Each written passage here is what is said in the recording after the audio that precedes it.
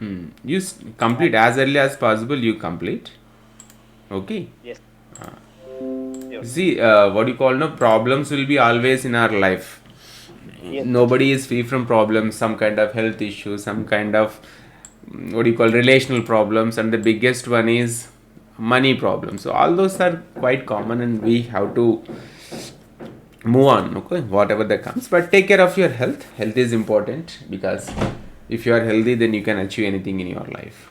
Okay, so Yes, sir. shall we start the class? Sure. Sure, sir. I suppose Yes, ma'am.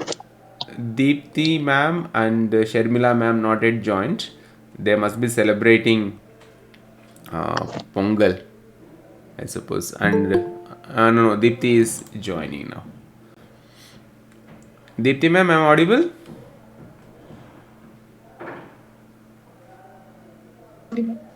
Okay, ma'am. Hello? Yes, ma'am. I can hear you, but Okay, some ma'am. always there is a problem with your voice. We can't hear you properly because you give good information, but we can't hear what you said clearly. Deepthi ma'am. Uh, Sorry, sir. No problem because you add lot of good information, and we unfortunately we can't hear you properly. It's that is the main concern from our side. Okay, so let us start. And Miss Neelam, I suppose Mrs. Neelam also joined. She is Yeah. the one new admission. There are so many others who want to come, but we are actually not allowing many to join into the class. One is, if it is bigger class, then it is difficult for me to manage. And Right, sir. the second one is also like there are many others who want to join TGT English or TGT Science, TGT, all those subjects are there, but still the groundwork is going on. Unless we have material, unless we are confident, we don't want to start that one. And it's a simple reason: too big class, too many students. It's not easy to handle these classes. As we are teachers, we know that one. So that is the reason. So let us start the class, and as usual, let us begin the revision of the topics which are completed. Okay, fine. So the first we started epic or heroic poem. You must be understood the importance of the technique. No, revision is most important than reading n number of topics. You may read 100 topics, but if you don't revise at least 15 to 20 topics, you can't store that information in your mind. So it is better to revise the topics little, not like elaboratively revision, but little revision every day we have to do. So epic, it is also called heroic poem. It's a long narrative poem on a serious subject told in a formal and elevated style and centered on a heroic or a quasi-divine figure and whose actions depends the fate of a tribe, a nation or the human. Two kinds of epics are there: traditional epic, it can be called folk epic, primary epic. Examples are Iliad and Odyssey by Homer. And literary epic, second one, is composed by individual poetic craftsman in deliberate limitation of a traditional form. Aeneid by Virgil, that is a Latin literature written in Latin. And the qualities of an epic is it always starts in media res, that is in the middle of the things, and invocation of muse, that means the writer offers prayers to Almighty to succeed in his mission. And then there will be epic machinery, supernatural elements will be in that. And they use the grand style of writing. And epic is divided into 12 books, and book number 3 and book number 9 are given prominent or important. And in epic, matter and manner are given equal treatment. Matter means subject and manner means form. And Virgil's Aeneid is inspiration for Paradise Lost, John Milton, and John Milton's Paradise Lost is inspiration for Hyperion, which is a fragmentary epic. And then we have epic or Homeric similes. In epic and Homeric similes, what happens? Simile means comparison between two things using like or as. In Homeric simile or epic simile, the secondary subject is elaborated.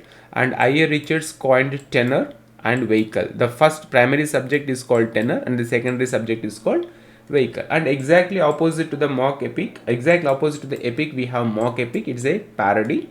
And The Rape of the Lock by Alexander Pope is one of the best examples for mock epic.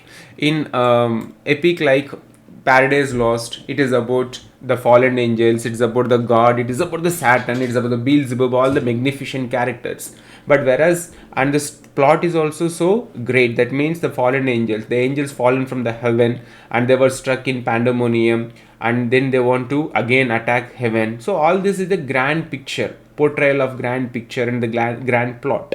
But whereas in mock epic, in Rape of the Lock, what happened? It's a trivial matter showcased in such a grand way, but it is actually a fight between two families. So that is the story and the plot of the mock epic. Either the matter or the manner, both are mismatched. Matter and manner will be, that means either that will be a serious matter and it is dealt in a trivial manner, and the matter may be very silly and it is dealt in a serious manner or the form. So mock epic means matter and manner mismatched, and matter means subject, manner means form. And this is the example for epic simile in the first book of Paradise Lost, the rustling of fallen angels, wings brought to the mind, the time rape of the buzzing bees. So pandemonium is the place where fallen angels, they were thrown by the god in the Paradise Lost book 1. If you observe, if you read the Paradise Lost book 1, you suddenly feel that somewhere you got struck. You don't know what happened to the fallen angels, why they were struck in the place, why God has thrown them into the hell. So it begins in the media of rest. See, day by day what you have to do, you have to take out those books and you have to read. Of course, I'll also discuss Milton's Paradise Lost and all those things, but you should also read so that you will get connected. That means whatever the topics we are completing, those topics to be connected with the other topics also. Literary works you have to read. Then we have completed sonnet. It's a lyric poem, 14 iambic pentameter lines it is linked, and it has intricate rhyme scheme. So the topic for the sonnet is hopes, pains and problems of a male lover problems, and it is divided into octave, which is 8 lines, sestet, which is in 6 lines. So in the first line, 8 lines, the problem, situation, incident is discussed, and the solution for the problem is discussed in the next 6 lines. That is called sestet. And we have two kinds of sonnets, Petrarchian or Italian sonnet, and the second one is English or Shakespearean sonnet. So Petrarchian sonnets are the first sonnets in Italy. It was introduced into literature in the 14th century, and it was introduced into English literature by Sir Thomas Watt. And the rhyme scheme of this Petrarchian sonnet is ABBA, ABBA, CDE, DCDE, and there is one more variation, that is CD, CC, DC. And the second one sonnet is English sonnet or Shakespearean sonnet. Why it is called Shakespearean sonnet? Because Shakespeare had written 154 sonnets, and he had grouped those sonnets under a sonnet circle or sonnet cycles or sonnet sequences. So that is why it is also famously known as Shakespearean sonnet, which is also called as an English sonnet. And it was first introduced into English or practiced in English by Henry Howard, and he is an Earl of Surrey. And what is the structure of that English sonnet or Shakespearean sonnet? Has 3 quatrains and 1 couplet. Couplet in Hindi we call it as a doha, and the rhyme scheme of that English sonnet or Shakespearean sonnet is AB, AB, CD, CD, EF, EF, GG. And there is one more variation of that, since Spenzerian sonnet, Spencer practiced this rhyme scheme, AB, BA, BC, BC, CD, CD, E, linked each quadrant to the next. So if you see B is linked to the next quadrant, C is linked to the next quadrant, C, that means it is a linked. And whereas there is a topic for the sonnets is about hopes, pains and problems of the male lover problems, but actually John Donne used sonnets in his holy sonnets. He has written on religious topics, and Milton, he has written other topics on his blindness. And then we have discussed sonnet cycles, sonnet sequences, a collection of sonnets, Shakespeare's 154 sonnet dedicated to Mr. W.H. Earl of Southampton, and a dark lady, maybe called Mary Finton, character, Shakespeare's sonnets. And very famous writers in sonnets are Elizabeth Barrett Browning, sonnets from Portuguese, and Sir Philip Sidney, Astrophel and Stella. And then we discussed elegy. So it is actually written in Roman literature, any poem written in elegiac meter, that means alternating hexameter and pentameter, and it's generally a complaints about love. So before dirge, monody and threnody are the variations of elegy, and before 16th century we have Seafarer, Wanderer, Dear, a poem on loss of something. Now when we try to start the history of English literature, we start with the Anglo-Saxon period, Old English period, then Medieval English period, then we'll come to the Chaucer, then Elizabeth, and then Jacobean. So you need to know that this Seafarer, Wanderer and Dearer are the poems written in which century? 16th century. So likewise we try to mix the poetic forms, literary forms, and with the literary works of art. So before 16th century, these are the famous elegies: Seafarer, Wanderer, Dear, generally a poem of loss of something.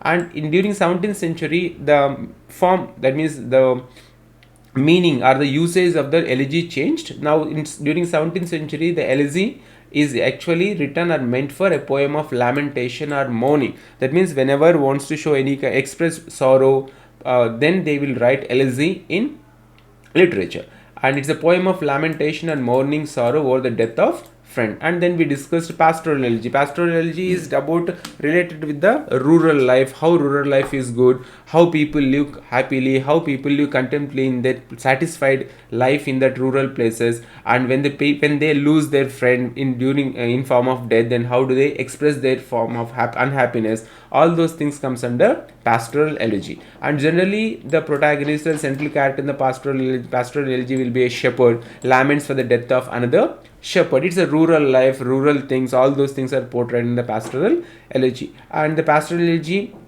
the structure is simple. It starts with the sorrow and ends with joy. But why do these shepherds feel happy at the end of the elegy, Diksha?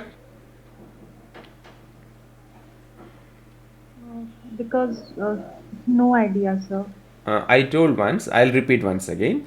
See, these shepherds, they feel sorrow at the beginning of the elegy, and then at the end of the, that means the elegy ends with joy. The reason is these shepherds, they will understand that the death is not the end of the life, there is another life. So it's a Christian belief, so they feel happy that their death is not the end of life. That means they are not going to lose the friend in that life, that may be continued even after that death also. So that is the reason why the elegies ends in joy.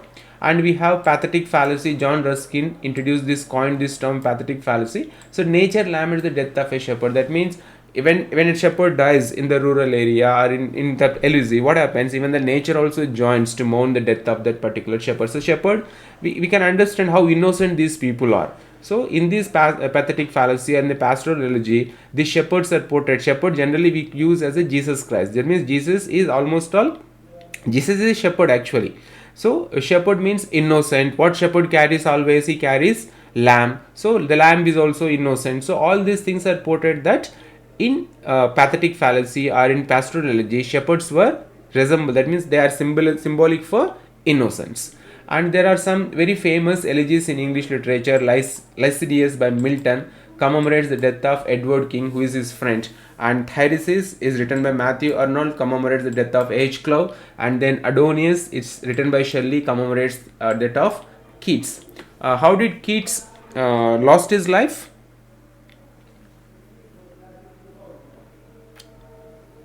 What was the reason? Disease, sir. What kind of disease?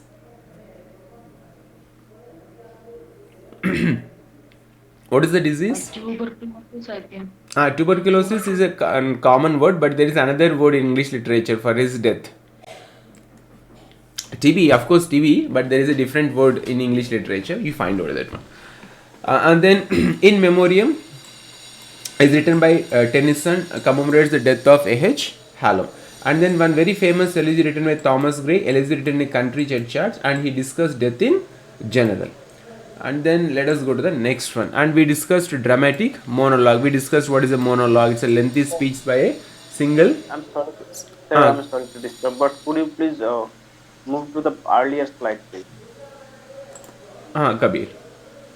Yes, sir. There in the I think sonnet, and it is a patriarchal sonnet, and at the rhyme scheme at the first variant, the system. What I think some mistype is there.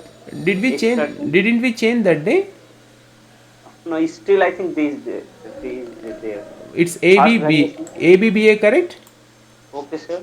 Then ABBA. That is correct, sir. Then CDE. CDE. CDE. Thereafter D is to be deleted. Wait, maybe typing. Yes, sir.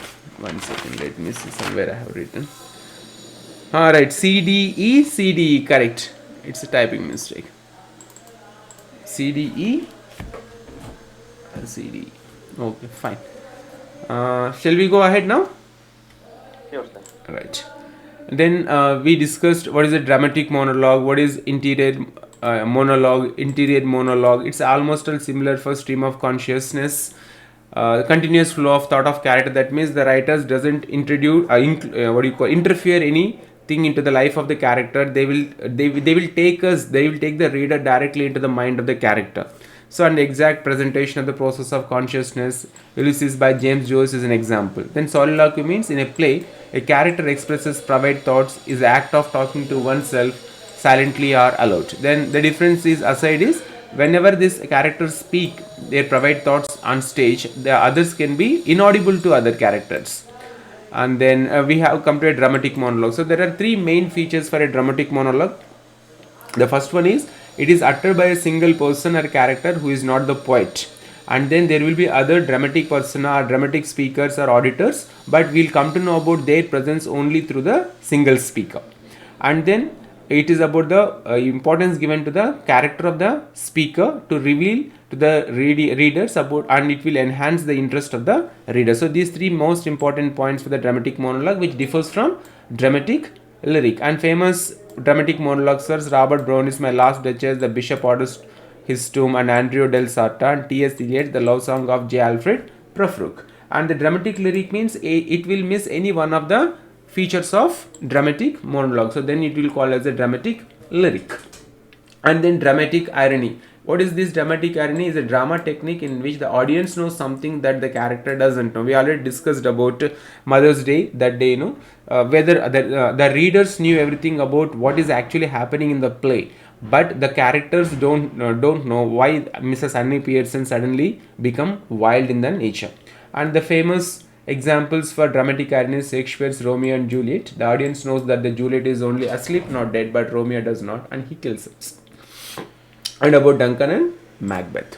Then we completed ode. So what is ode?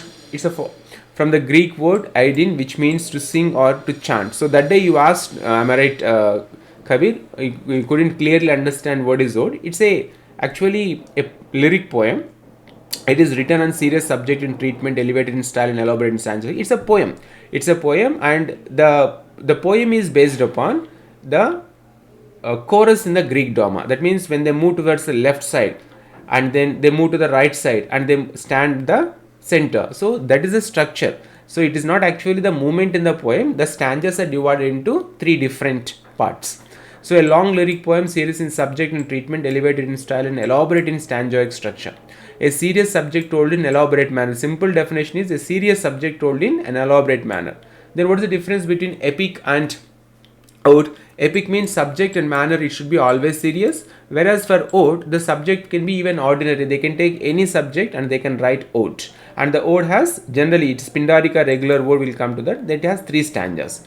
An ode poem is traditionally divided into 3 sections or 3 stanzas. So it is 3 stanzaic poem. It's a lyric poem. So we have 3 different kinds of odes are there. The first one is Pindaric ode or regular ode, and the prototype, it is modeled on the songs by the chorus in Greek drama. So Greek poet Pindar introduced this first. So it has 3 sets pattern of the stanza, and encomiastic, that means they write these odes to praise and glorify someone in their life or somebody who is very popular.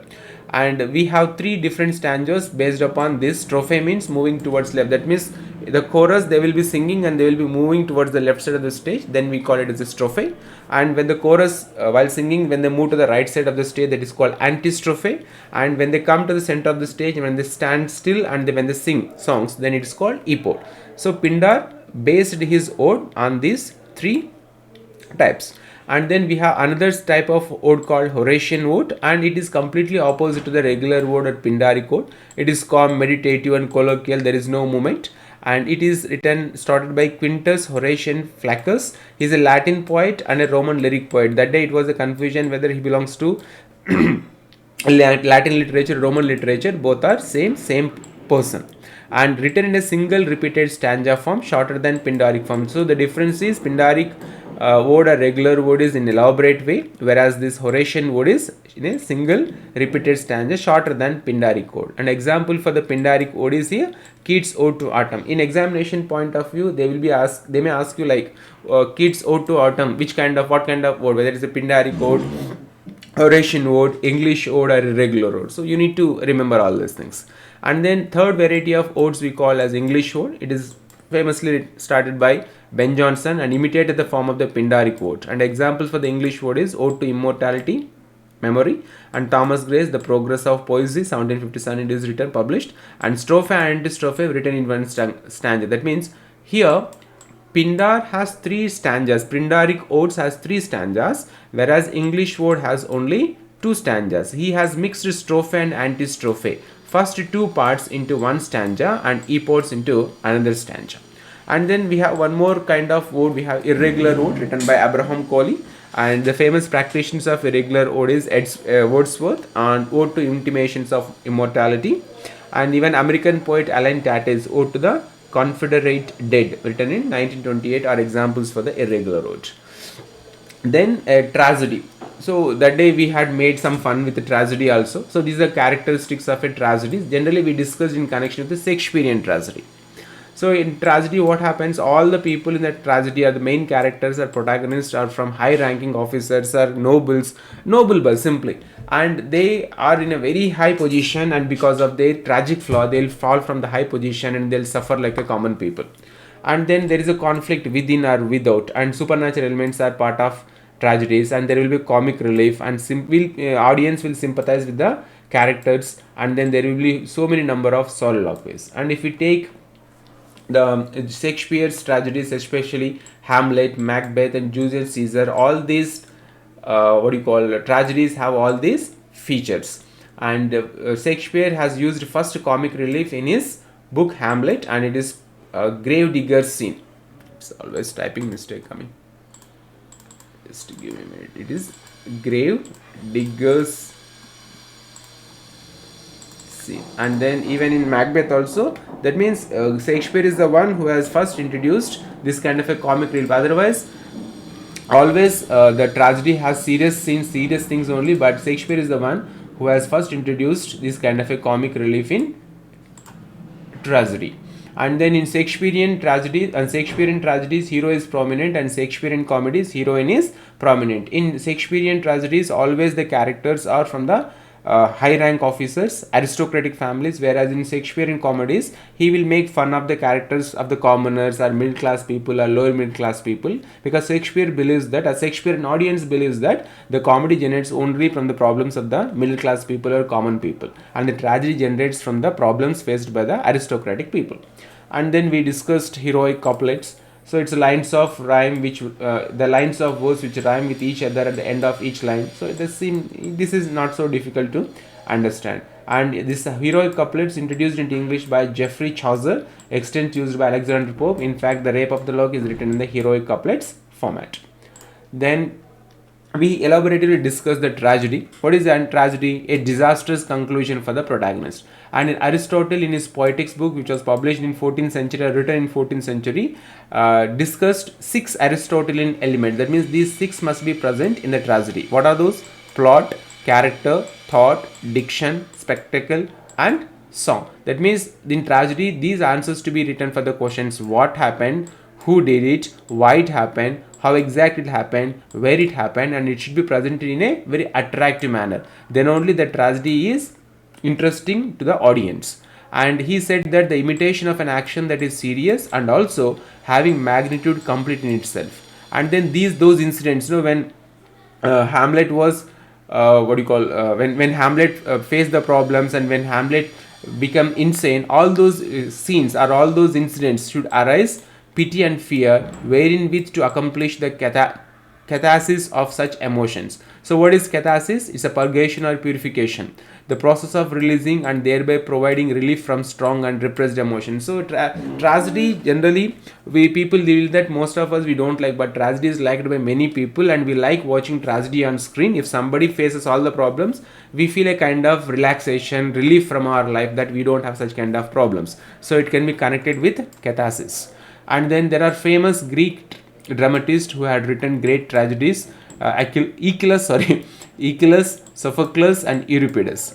And then we discussed tragic hero. So who is a tragic hero? Like Hamlet and Macbeth evoke both pity and terror. So what is the main problem with those heroic characters? They have some kind of a tragic flaw. We call it as a hamartia. What is hamartia? Means error of judgment. And hubris is the most important tragic flaw or hamartia in the for the fall of the characters, and thus it is used in Greek tragedies. What is hubris? Excessive pride or overweening self-confidence leads to disregard a divine warning or to violate an important moral law. Three witches in Macbeth, and this what do you call excessive pride. And then Sophocles, Oedipus Rex, it was already discussed in the classroom how a son married woman killed his own father. And then these are the technical words you need to remember. Catastrophe occurs as sudden. Anargesis means discovery of the facts hitherto unknown to the hero. Peripetia means reversal in the fortune from happiness to disaster. Then this is about the story, all those things. Then Senecan tragedy, another variety of tragedy is Senecan tragedy, which is exactly opposite to the Elizabethan tragedy or the Shakespearean tragedy. In Shakespearean tragedy, all the action was shown on screen, the blood, killing, action, very vibrant. Violence is also shown on the screen, but whereas in Shakespearean Senecan tragedy, it is written to read and to enjoy. That is a special character of Senecan tragedy.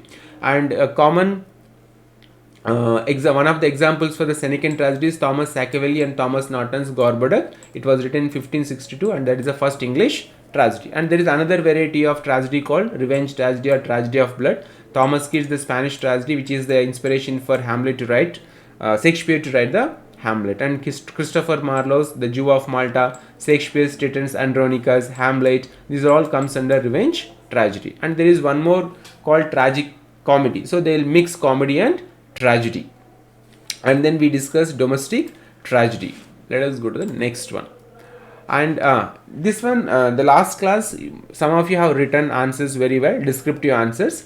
What I want to say that in competitive exam, for example, KVS PGT or KVS TGT English examinations, what they ask you, they will ask you not descriptive answers, they will give you MCQ questions that I will frame, and then I'll share those kind of questions in your Google form today. See, if you know the descriptive way of writing answer, when they give you a question in MCQ, it would be easy for you to answer to the questions. So that is the reason why I asked you to write the descriptive answer and to upload. So we completed factual description. Preeti, are you in the classroom? Yes, sir. You asked that persuasive writing, correct?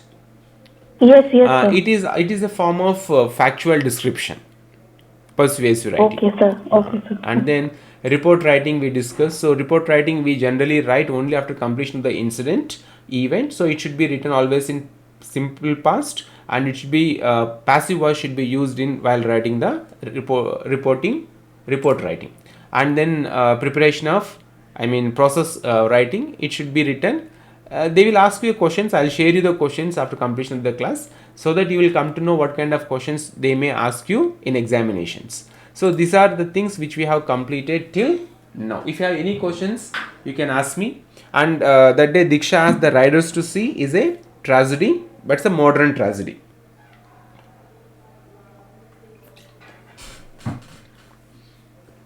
Any questions?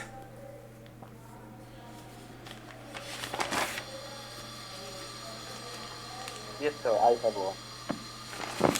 And that is to the report writing part. In report writing, there are points. The certain points are noted there, like introduction, explanation, and conclusion. Are they actually required, sir? It's because of and what type of report is it? Because it is largely different from newspaper report, and certain other grammar books are there that do not mention these things. They just keep on writing in a passage. Right, correct. If you observe guidebooks, there is no division of paragraphs like this. Okay, so I teach this format in classrooms because we used to get marks 98, 99 marks, because these are the ways where you can attract the examiners.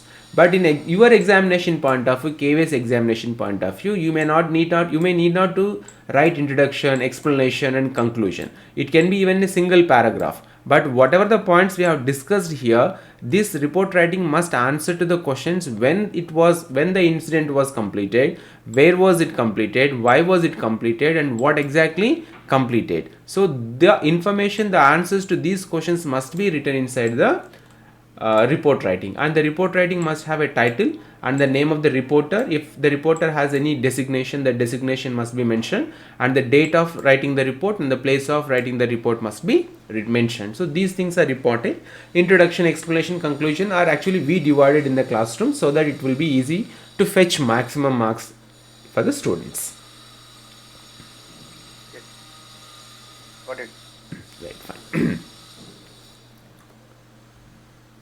Report writing is in class 12, process writing is in class 11, factual description is in class 12.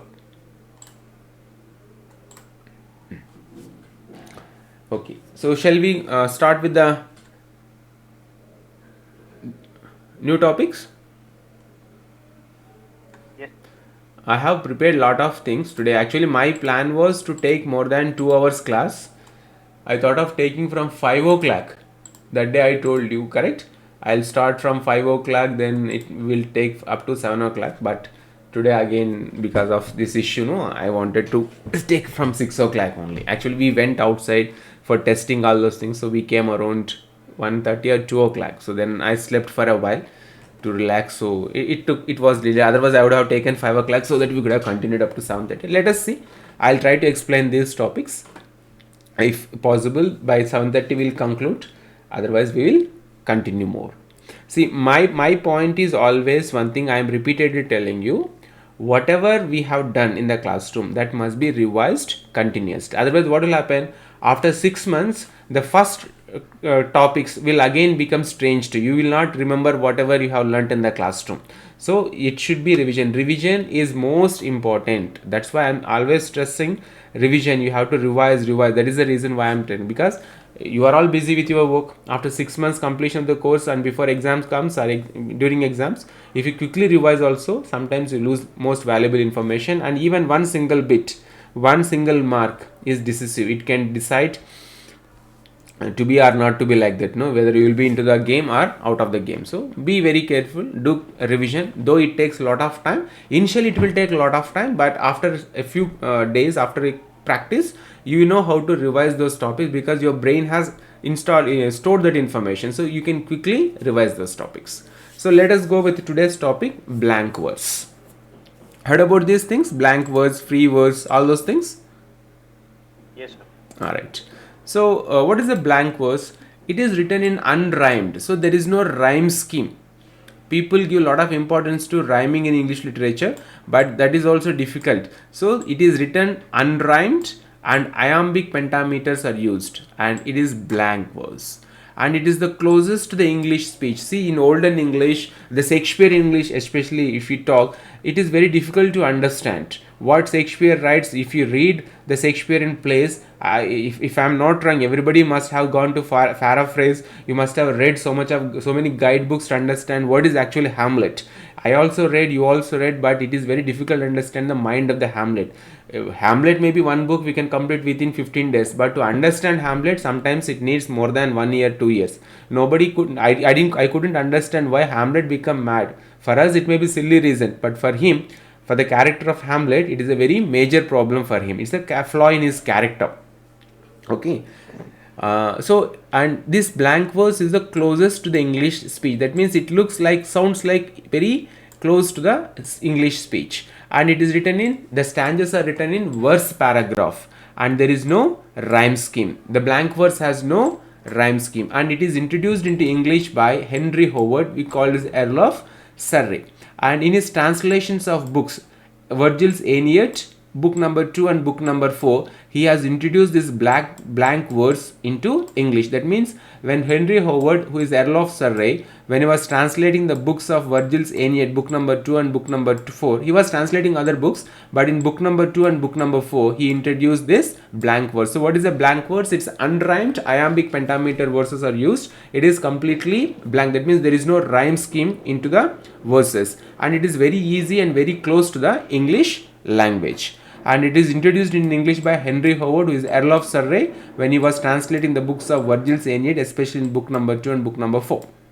And it has become the standard meter for Elizabethan and later poetic drama. That means whenever these Elizabethan writers, they are writing the poetic drama or the work of art, they use this blank verse. It is easy to be written or followed. And this blank verse is extensively used by Milton. So Milton, by default, or basically, he hated rhyme. So Paradise Lost is written in blank verse. You can note down this point. Paradise Lost is written in blank verse. It has no rhyme scheme. Paradise Lost is written in blank verse. It has no rhyme scheme. And James Thomson's Seasons also written in blank verse. These are famous books for blank verse.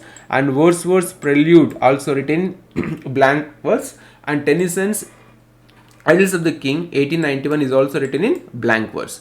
And Robert Brownie's The Ring and the Book is also written in blank verse. T.S. Eliot's the very famous book The Wasteland is also written in blank verse, because these writers practice this blank verse because it is easy to be written. So what is the difference between blank verse and free verse? If we take two things, rhyme and meter. In blank verse there is no rhyme, but they have a meter. So they have written iambic pentameter. So what is iambic? Diksha? It's a 5 feet one. That is pentameter. What is iambic? Unstressed. Pentameter. What is iambic? Iambic is it's not followed. Iambic means an unstressed syllable followed by a stressed syllable. And pentameter means how many feet per foot? 5. Am I audible?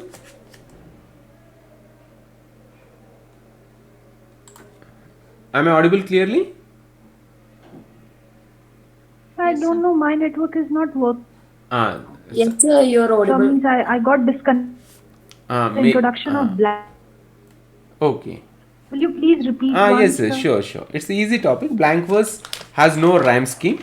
It is unrhymed and it is written in iambic pentameter, and it is very close to the English speech or English language, and it is written in verse paragraphs, and it is introduced into English by Henry Howard, who is an Earl of Surrey. When he was translating the Virgil's Aeneid's book, in book number 2 and book number 4, he has introduced this blank verse. It is easy to be practiced. So many Elizabethan writers, they have used this blank verse in their writings, and it was used extensively by John Milton. He hated rhyme. John Milton hated rhyme. He doesn't like to write books in literature, works of art in rhyme. So he had used this blank verse in his book Paradise Lost. So Paradise Lost is written in blank verse. It has no rhyme scheme, and it is one of the greatest epics in English literature. And other books which are written in blank verse are James Thomson's Seasons, and then Wordsworth Prelude, Tennyson's Idylls of the King, then Robert Browning The Ring and the Book, and T.S. Eliot Wasteland. And what is the difference between blank verse and free verse? So what is blank verse? In blank verse there is no rhyme, but they follow meter. Milton followed meter, but he doesn't follow rhyme scheme. So without rhyme, and if they follow meter, then it is called blank verse. And if there is rhyme, but if they don't follow meter, then it is called free verse. So this is the major difference between blank verse and free verse. And then you may get a doubt, what is verse paragraphs? Verse paragraphs are stanzas with no regular number of lines or group of lines that make up units of sense. So there is no like number of lines should be written into a particular. It is irregular. And Milton's Paradise Lost of man's first disobedience, we must have recollected, and justifies the ways of God to man, is written in the free verse. It will run into lines without any kind of clear distinction. And then opening verse paragraph Wordsworth Tinternabey. It is the same line which opens in the Tinternabey written by Wordsworth, and justify the ways of God to man. So Milton's Paradise Law opened with the invocation of muse of man's first disobedience. So blank verse is used extensively by John Milton, and he had written his Paradise Lost in blank verse.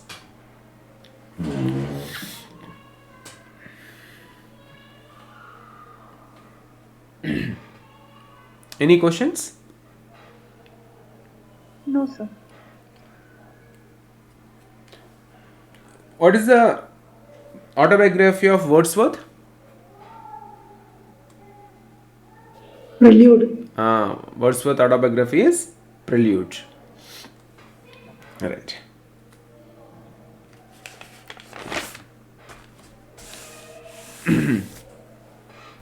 Shall we continue?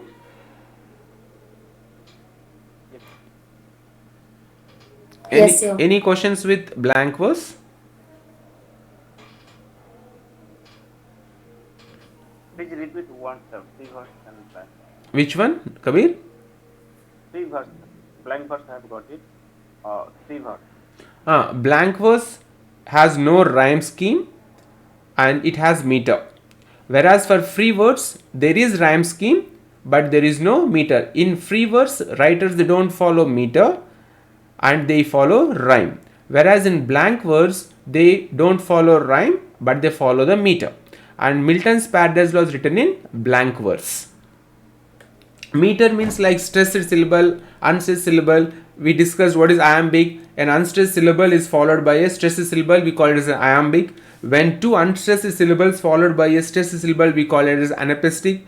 And a stressed followed by an unstressed syllable is called trichic. And what is the last one is called dactylic, a stressed syllable followed by two unstressed syllables. So these are meters. And if they don't follow the meter, then it is called free verse. If they follow the meter, then it is called blank verse. So what is the example of free verse? Can we get one example of free verse? You mean book of work of art? You mean the lines?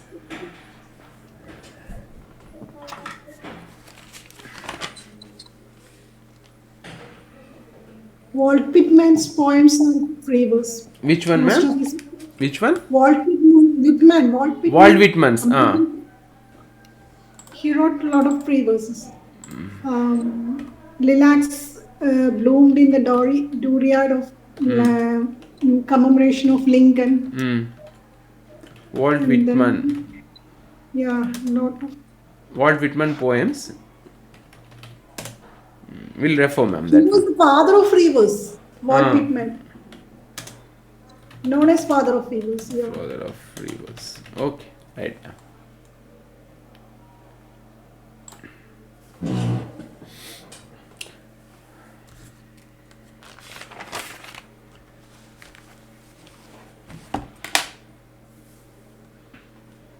Shall we go ahead? Sure, sir. Okay, that day Preeti asked for meter, so let us go with the meter. I have not composed here, but I'll give you a short form, and with that you can easily remember this meter.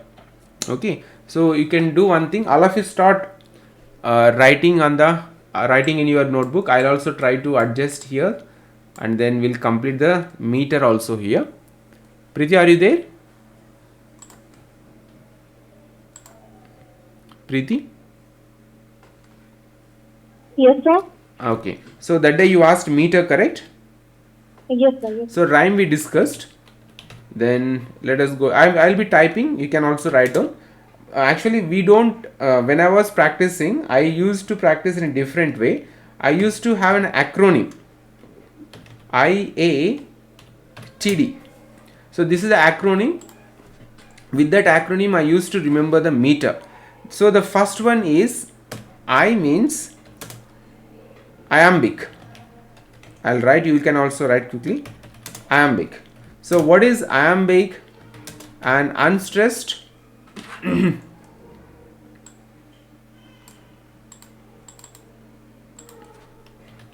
unstressed syllable followed by a stressed syllable. Okay, for example, like this. So we call U, we use U for unstressed and I for stressed. I'll just, otherwise I'll make it, keep it close. Okay, so U for symbol for unstressed and I for stress. So that will run in this way: unstressed syllable and stress syllable, and unstressed followed by a stress syllable. And what about pentameter? It's a 5 foot. Okay, iambic pentameter means it is an unstressed syllable followed by a stress syllable and in 5 foot. Then second one is anapestic. I ate it, that we used to remember, because in exams they may ask you the question, stress syllable followed by unstressed syllables means what? Anapestic. So what is this? It is 2 unstressed syllables followed by a single stressed syllable, or a stressed, S-T-R-E-S-S, it is stressed syllable. So that can be represented here. So 2 unstressed means 2 unstressed followed by a stress syllable, 2 unstressed followed by a stress syllable, 2 unstressed followed by a stress syllable, anapestic. And then third one is T, trochaic. Trochaic here means a stressed, opposite to iambic, a stressed syllable followed by an stressed syllable. Okay, the representation can be IU, unstressed, unstressed, stressed and unstressed. And what is the last one? D. So D means dactylic. So what is this? A stressed syllable followed by 2 unstressed syllables. So a stressed syllable is followed by 2 unstressed syllables. So these are the 4 variations of meter in English literature.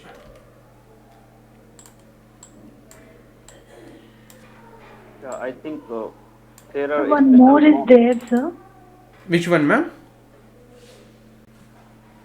Sir, MP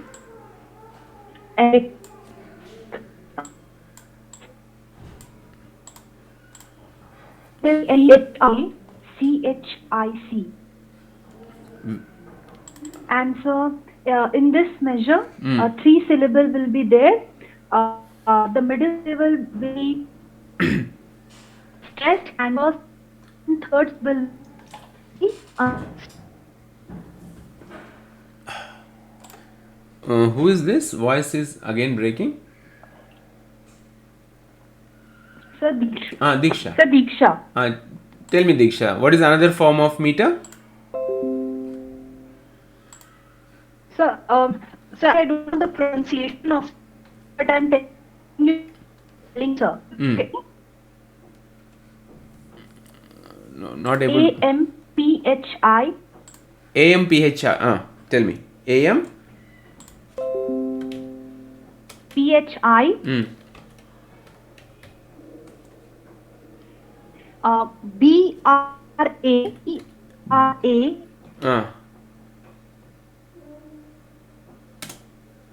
C.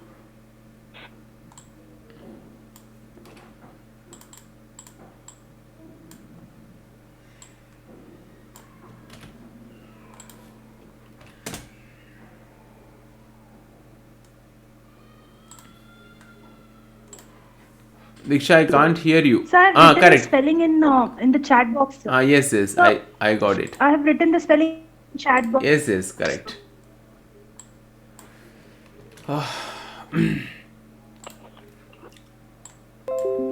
Okay, so what is the pattern of this, Diksha?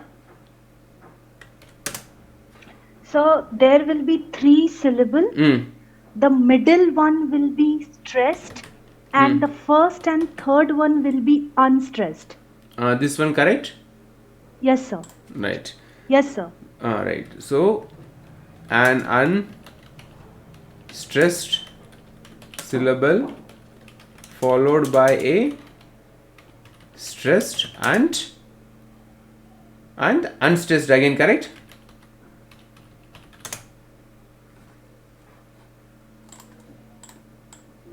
Is it the meter you are talking? Yes, sir. Yes, sir. Am I audible? Yes, yes, you are audible. Yes, sir. It's correct, sir. Right. But we have. So, but the spelling amphibrachic. Sir, I have written the spelling in chat box. So please check it Okay, there. okay. I'll copy that one. I couldn't copy this one properly.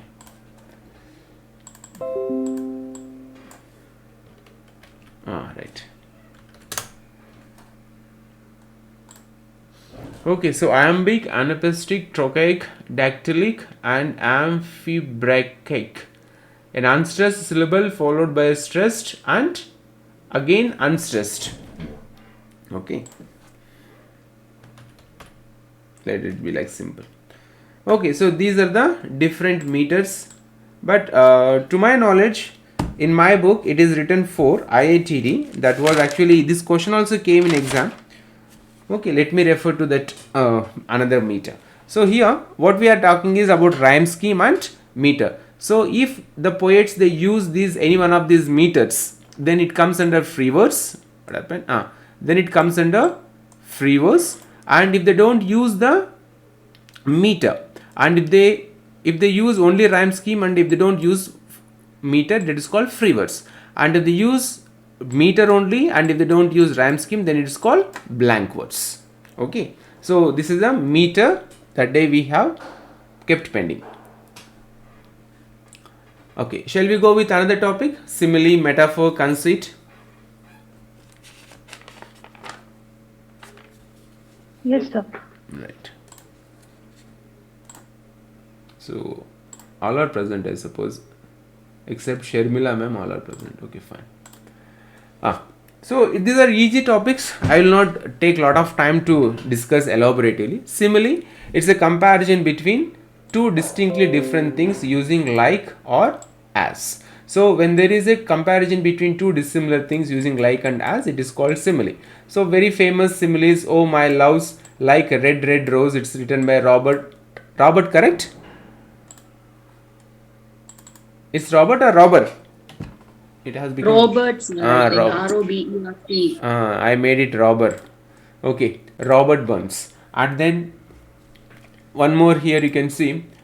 It is written by Samuel Taylor Coleridge, S.T. Coleridge, in the rhyme of the ancient manner. And ice mast high came floating by, as green as emerald. So like or as, if they use to compare two dissimilar things or distinctly different things, then it comes under simile. Then what is a metaphor? A figure of speech in which a word or phrase denoting one kind of object or action is used in place of another to suggest a likeness or analogy between them. So they use one thing to substitute another thing. They want to speak something and they'll use different thing to express. So it is simple metaphor. And then here you can see she is just a late bloomer. So where is metaphor in this sentence? In this sentence, Late bloomer. Late bloomer. Actually, what is late bloomer? So the flower which blooms lately. She is late bloomer means dull student. Oh. So instead of writing dull student, why this late bloomer, slow bloomer, all these things are written? Instead of telling he is an idiot, we'll say he is very, very, very, very clever. So what is that very, very, very, very clever? It's a kind of a sarcasm. So here also she is a just late bloomer. And then this one, all the world's a stage and all the men and women mere players. Where is this metaphor here, Deepti ma'am?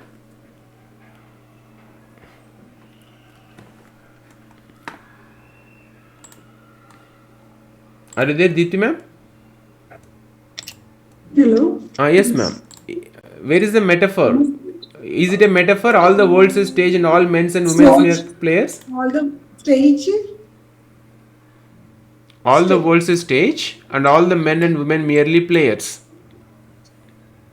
Don't know, sir. So, what is a metaphor? A figure of speech in which a word or a phrase denoting one kind of object or action is used in place of another. See, late bloomer means actually dull student. So, instead of using dull student, the poet has used late bloomer to add some kind of poetic sense or some kind of style to the sentence. So, in the same way here also all the world's a stage and all the men and women merely players. So, there is metaphor. This sentence is actually example for metaphor. But find out where is the metaphor here. Okay. Then next one is Merely players. Sorry. So merely players. This phrase is. So find out. This is homework for you. You have to find out and you have to give me answer in the, because metaphor sometimes it's very confusing. We don't understand why metaphor used, why, how to understand metaphor. That is one of the problematic poetic forms. Though it is easy, but it is difficult to identify when it is given in different examples. Okay. Shall we go with the 13th one? Next topic. Yes, Okay, sir. Now then, this is conceit. It's an Italian word, concetto, meaning a concept or image.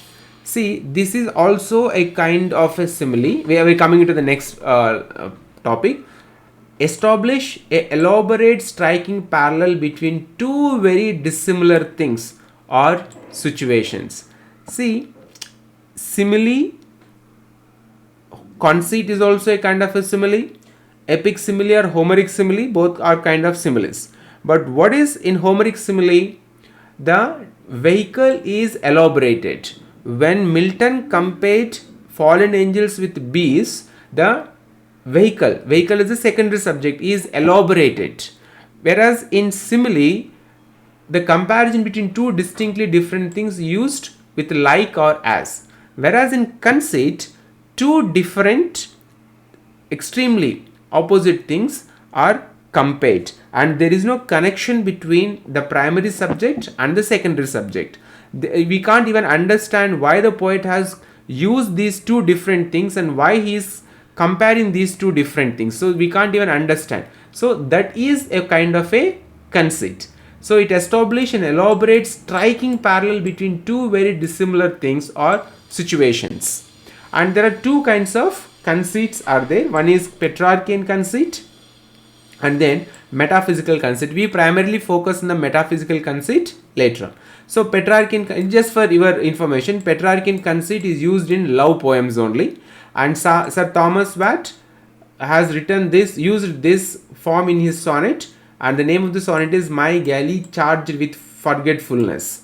And then these are the lines for that Petrarchian sonnet. I find no peace and all my war is done. I fear and hope, I burn and freeze in ice. So this is also a comparison. Petrarchian conceit is not as important as the metaphysical conceit. And Shakespeare also used this Petrarchian conceit in his sonnet number 130. My mistress' eyes are nothing like the sun. So this is also a comparison. And Petrarchian conceit is used primarily when they are writing love poems. Any questions?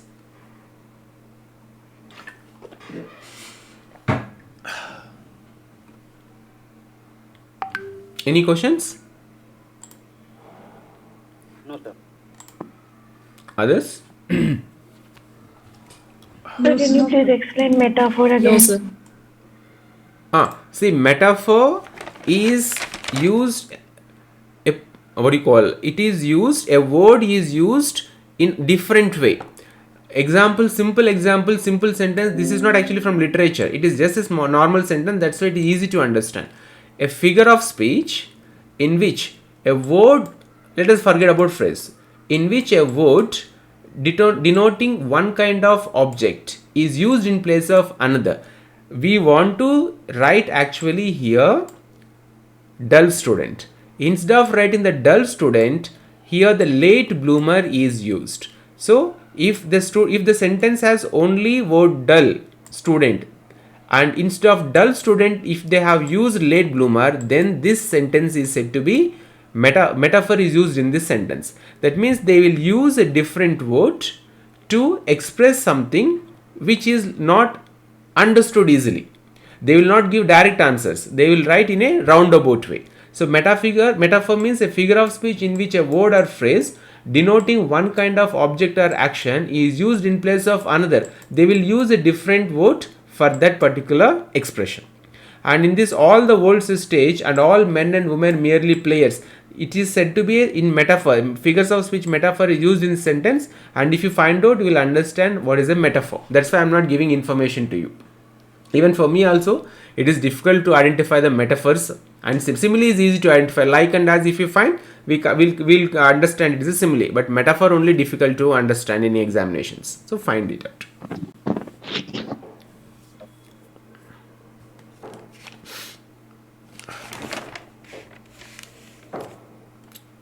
Shall we move? Yes, sir. Preeti, can you explain the meter so that you will understand, we will also understand, and you will have a clarity? Meter. Yes, sir.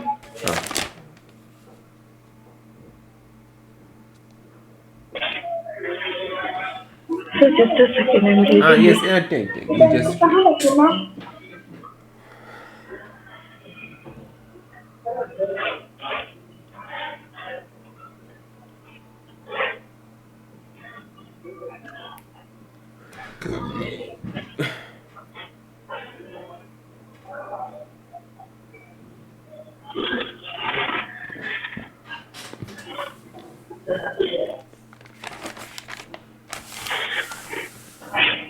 So meter is a pattern in poetry. Probably the beats where we get the rhyming words. Rhythm. Continue, Preeti. It's also a basic rhythmatic structure of a poetic line where within a poem or a poetic verse.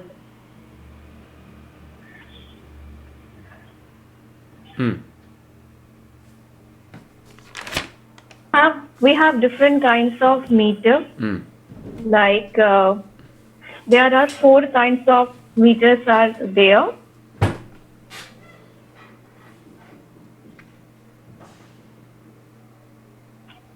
First is iambic pentameter, where an unstressed syllable is followed by stressed syllable. It has 5 feet, that's why its name is pentameter. Then it is anaphastic, where it is 2 unstressed syllables is followed by a single syllable. Stressed. Single stressed syllable. Then we have trochaic, where stressed syllable is followed by unstressed syllable. Then we have dactylic. It is DAC, dactylic. DACTYLIC. Dactylic. Dactylic, where a stressed syllable is followed by 2 unstressed syllables. And the last one, which Diksha has told, sir, what is the pronunciation? I am also not sure about that. Amphibrachaic, maybe. Amphibrachaic, where an unstressed syllable is followed by a stressed syllable, and unstressed also. Unstressed, stressed, then unstressed. Right, correct. So now let us go to the major topic, metaphysical conceit. Okay, so conceit is also a kind of a simile, comparison between 2 distinctly dissimilar things or objects. And if you mix metaphysics, what is metaphysics? Physics means it talks about heat, mass, energy. What is meta? Beyond these things, heat, mass, all these things, which are present in the nature, which are present in the universe. If you understand beyond those things, then it is called meta. Now it is metaphysical conceit. It is difficult to understand what is this metaphysical conceit. according to the writers. So whenever we read any kind of metaphysical conceits or poems written in metaphysical conceit, will get fully confused. So let us try to understand it in a simple way. Metaphysical conceit means it's an elaborate simile between two dissimilar things. There is no connection between those two things. For example, if you use this simile like she is like my mother, so it's easy to understand. She looks like my mother, I feel like she is my mother. But if there is a comparison between two things, for example, what do you call this one, no? What do you call it? Bike, what is that name? I'm not quickly getting. Let us go with this one. Hero Honda Activa. Hero Honda Activa is compared with Mount Everest. Is there any connection between these two? There is a comparison between two things. Hero Honda Activa moped is compared with Mount Everest. There is no connection between these two. But in poet's mind, or when poet is writing, he has established a connection between these two things.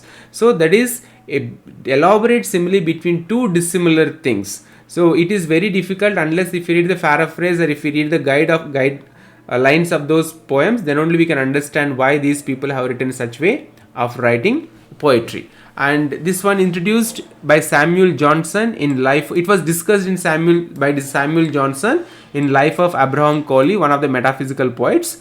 A kind of discordia concerns a combination of dissimilar images or discovery of occult resemblances in things apparently, like there is exactly opposite nature. There is no connection between those things. For example, if we talk about love and if we show the symbol of heart, then we can understand the connection. But if I talk about love and if I show a dustbin, what is the connection? Is there any connection? Is there any connection? If you talk about, please repeat once, if I talk about love and if I show you the symbol of heart, that means we can understand that love emerges from the heart. But if I talk about love and if I show the image of dustbin, is there any connection between these two? No, sir. There is no. But in my mind, I feel that the love is equivalent to the dustbin. It's a wastage of time. So we have to understand the mind of the poet so that we can understand the poetry written by that particular poet. So that's why metaphysical poetry is far beyond to understand without any reference. And there are very famous metaphysical poets are there whose poetry will make us to go mad. So let us go with this information. So in 17th century, this metaphysical poetry or metaphysical conceit has been elaborately used by a group of poets, and they are called metaphysical poets. You need to note down this information. In exam, they may ask you the group of metaphysical poets. They may give you one name different and you need to identify who is the odd one. So who are the metaphysical poets here? The very famous John Donne. I suppose he is a father like metaphysical poetry.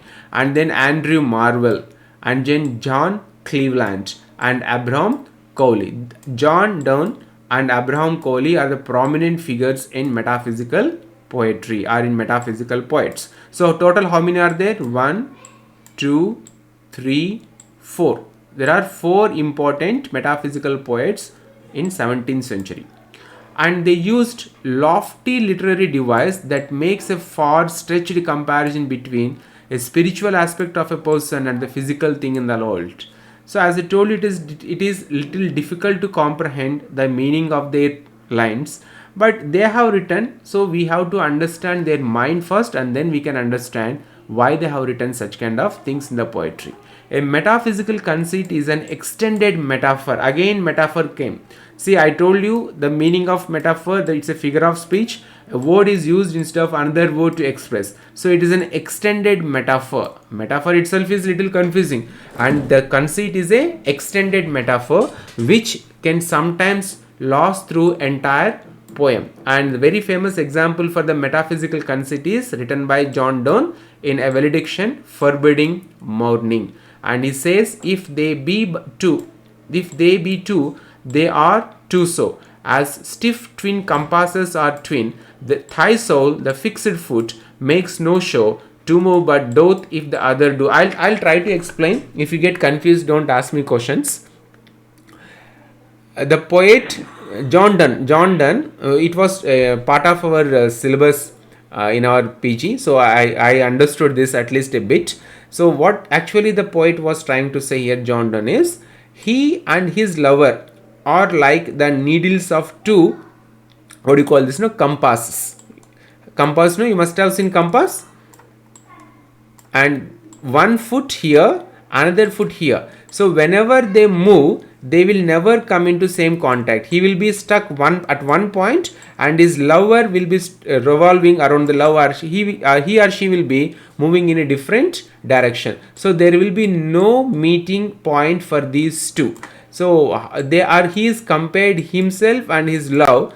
Thy soul, the fixed foot, makes no show to move but doth if the other. So how can we understand the love is fixed to this kind of compass? Only John Donne should understand. So for examination point of view, you need to understand that metaphysical conceit is practiced by John Donne, Andrew Marvell, John Cleveland and Abraham Cowley. And a very famous example for metaphysical conceit is John Donne's writing A Valediction Forbidding Morning. If they give you this question, John Donne's A Valediction Forbidding Morning is a metaphysical conceit example or not, then you must be in a position to identify the answer. Any questions?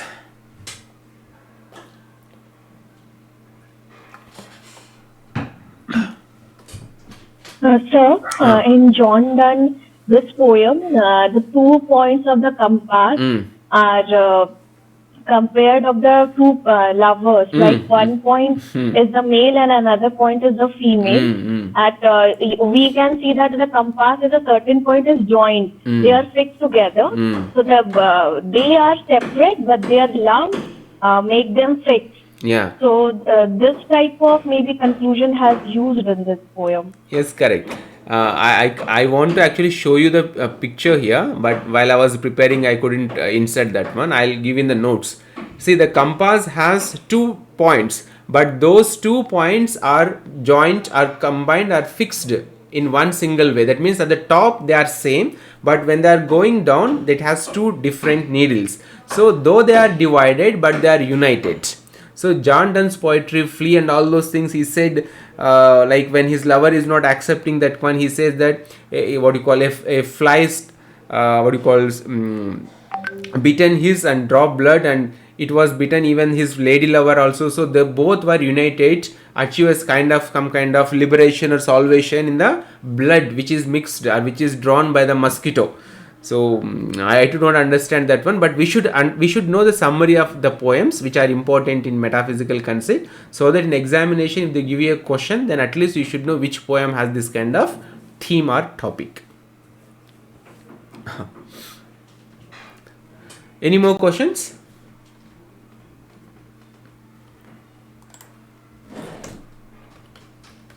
No question from my side.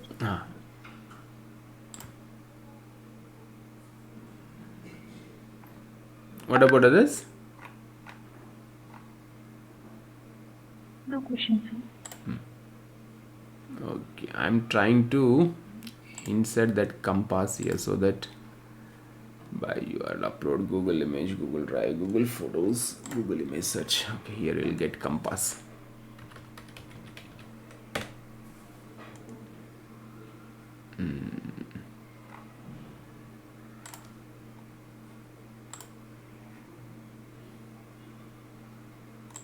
Can you see this now? Is it visible? Yes, sir. Yes, sir. So he is here, the lover is here and his beloved is here. So when they move, there is no unification point, they will not meet each other, but they are unified or they are already met each other at this point. So metaphysical poetry, so they are united here, but they are divided here. So their love is divided, but it is still undivided. John Donne's. Means an unusual comparison done in this metaphysical poetry. Yes, correct. Strikingly dissimilar things are used to compare. There is no connection between those things. Okay, sir. Okay, shall we go to the next point, our next topic? Drama. Another word we can use as a tragedy. Drama.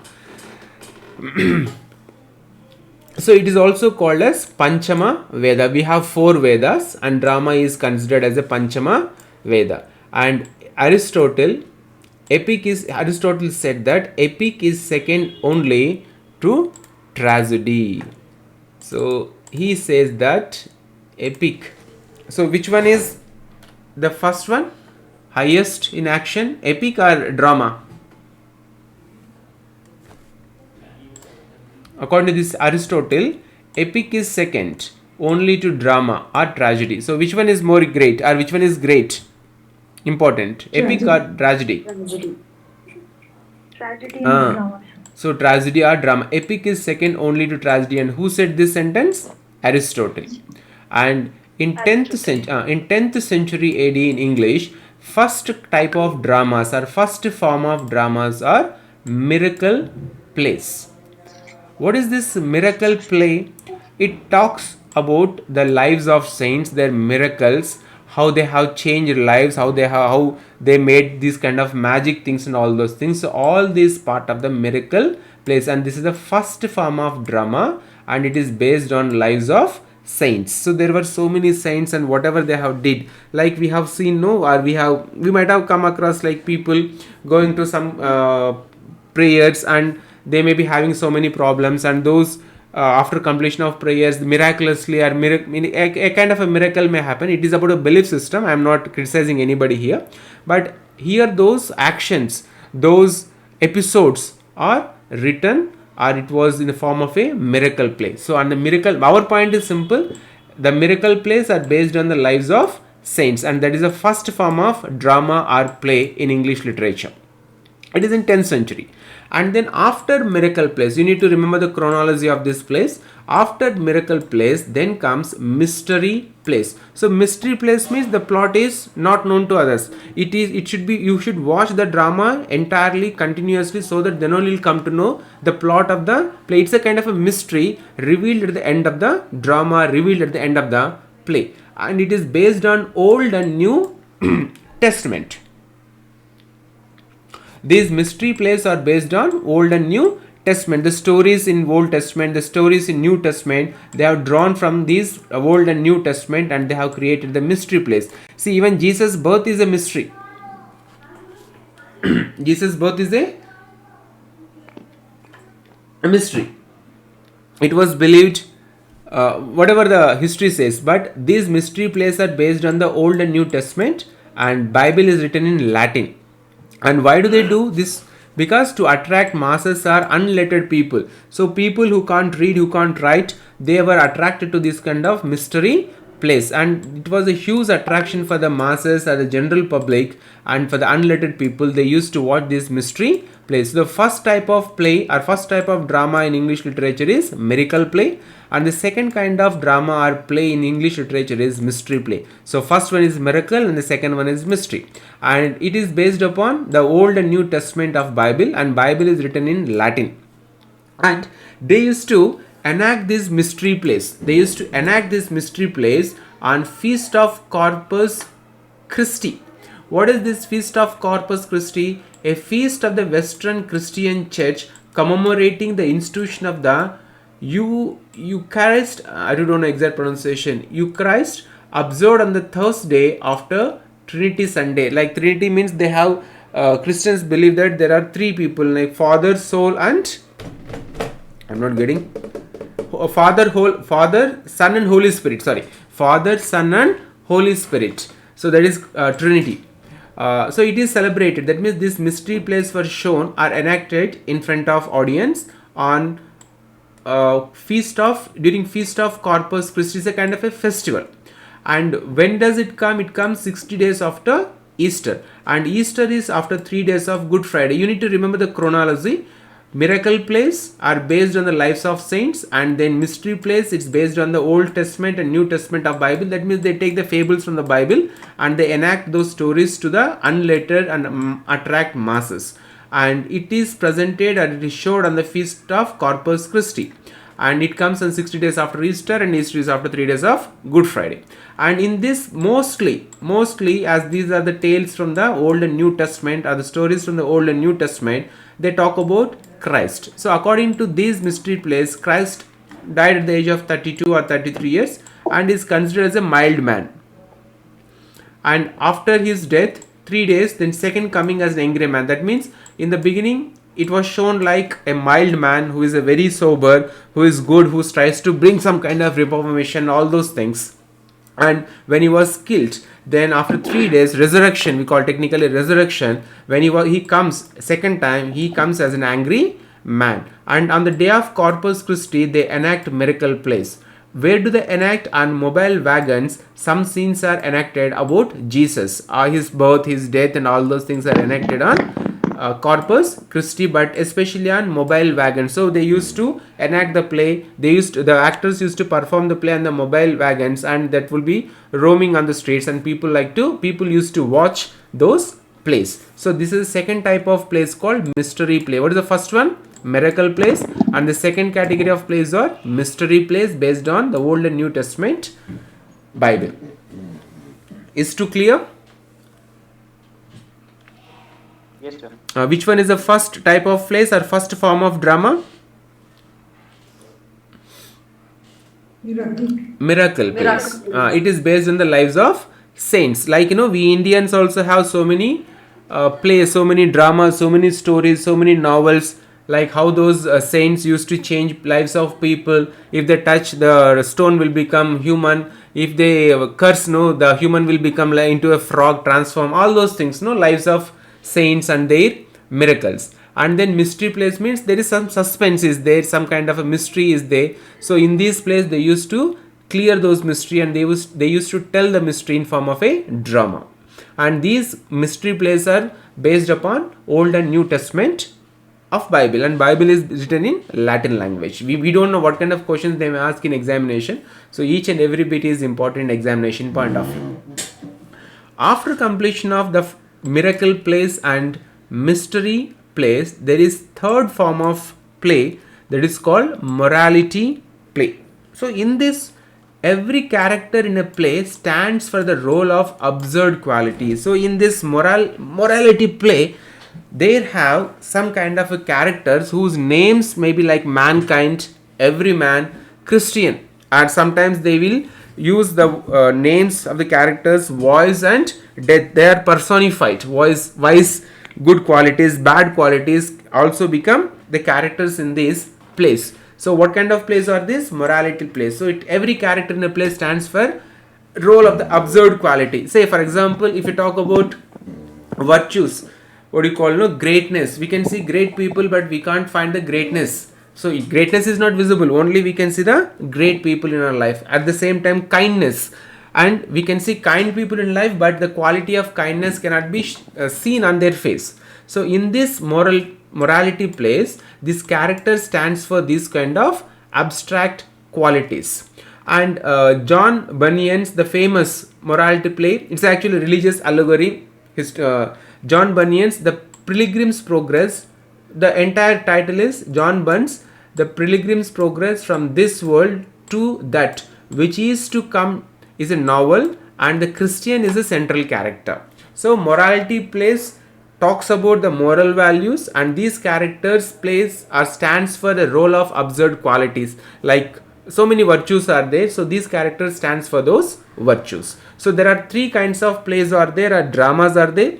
The first one is miracle play, second one is mystery play, and the third one is morality play. Quickly go through the information. If you have any questions, you can ask me. Rani? Yes, sir. Any questions? No, sir. If you have any questions, you can ask. I need some water, that's why I'm asking my wife to bring. Okay, shall we go to the next one? Sure, sir. Okay. Okay, now if we take example for morality play, The Pilgrim's Progress by John Bunyan, it's a Christian allegory. What is an allegory? At superficial level, it has one meaning, but at deeper level, it has a different meaning. So there will be two meanings for the text. If you read the text at one stage of your life, you will understand that particular work of art in one way. But if you read the same text at a later stage of your life, you will understand the same story in a different perspective, in a different point of view. So allegory has two meanings. So if we take the Pilgrim's Progress as the reference material, then it is a Christian allegory. And what is the meaning of this allegory? It has come from Greek word, allegorian, to speak figuratively. And a story, poem or picture that can be interpreted to reveal a hidden meaning. So if you look at the work of art, either it may be a poem or a picture, at one level or at one time you feel you understood one way, and at a different time you can understand the same story in a different way. So it is allegory. It has two deeper meanings, and a typically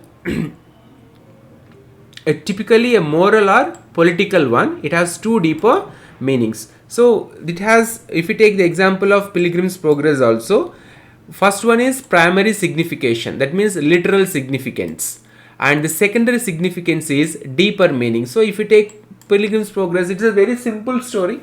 A character called Christian, he starts a journey from one place to another place. That will come later. So it's a kind of a journey. But why do that we take up journey in life? Why do we go to religious places? Why do we go to historical places? For example, we have Chardham Yatra. Why do people go there risking their life? And why do people go to Jerusalem? Why do people go to Makkah? It's simple a journey. Just take off from India, land in some place, you visit the place, you come back. Is that simple thing? Though it is a simple journey, but at a deeper level it has a different meaning.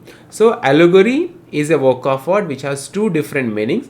Primary signification will be there, that is literal significance, and the secondary signification is deeper meaning. And we have types of morality plays. In the previous slide we discussed there are three kinds of plays are there. The first one is miracle play, the second one is mystery play.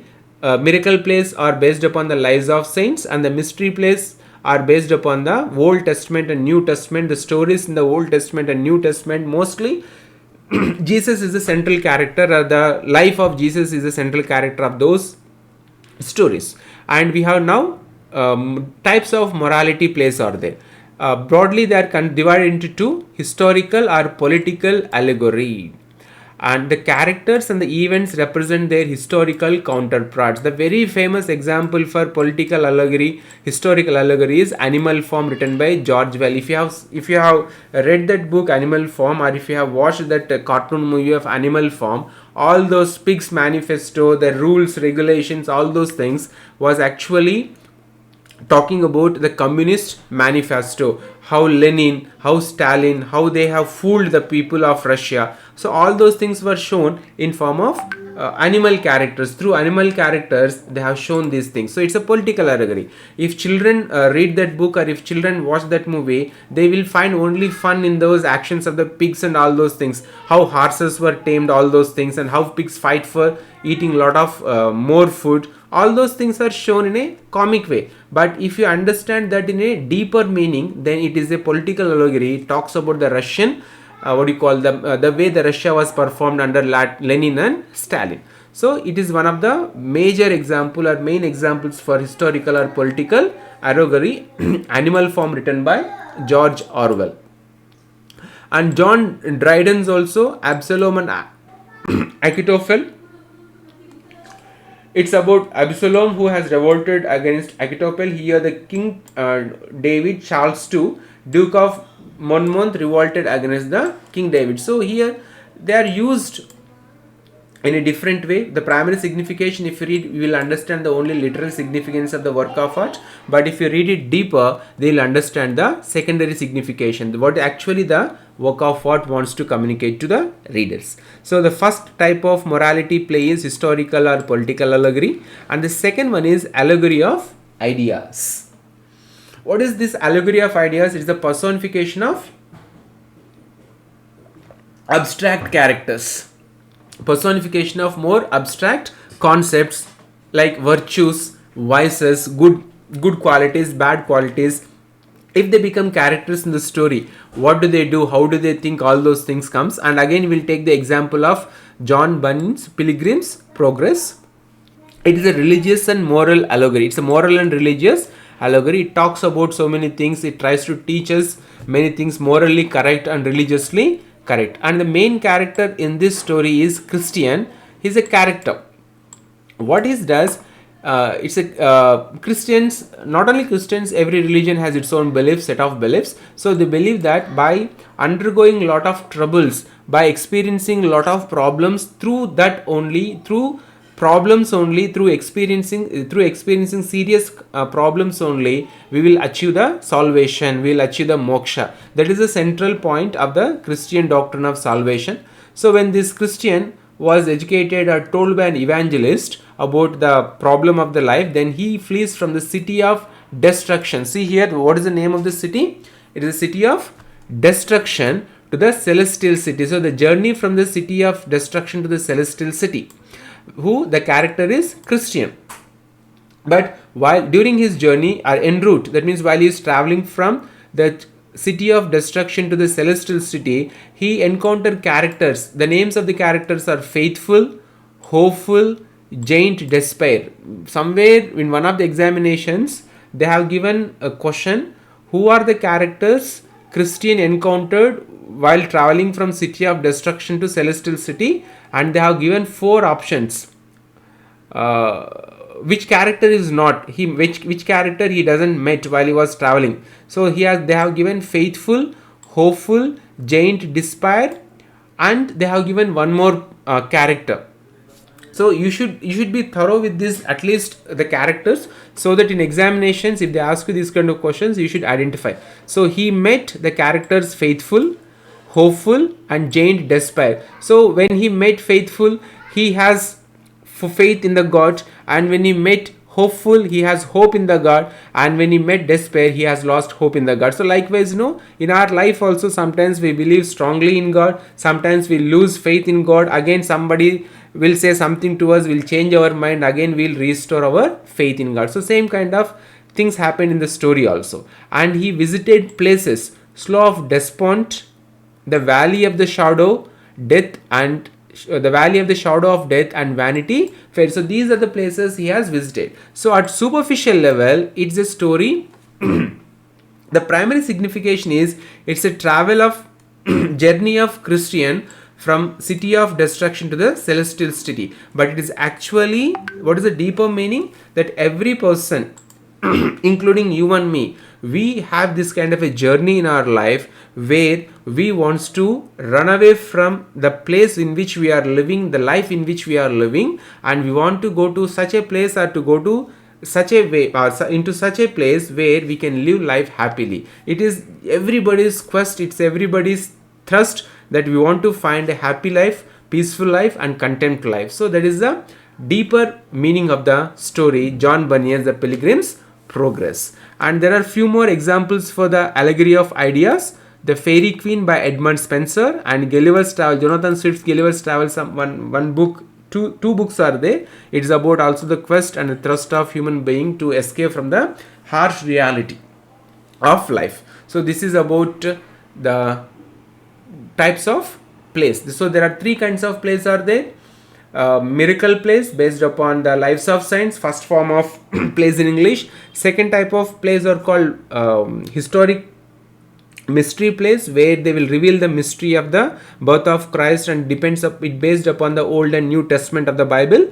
And the third kind of plays are morality plays, and morality plays are again further divided into two types of plays: historical or political allegory. Animal Farm, written by George Orwell, is a very famous example for historical or political allegory. And second kind of morality play is allegory of ideas. John Burns' The Pilgrim's Progress, where the Christian is a central character about the faith of a Christian and the progress and the travel from city of destruction to the celestial city. If you think about the primary signification, then it is just a journey of a person from one place to another place.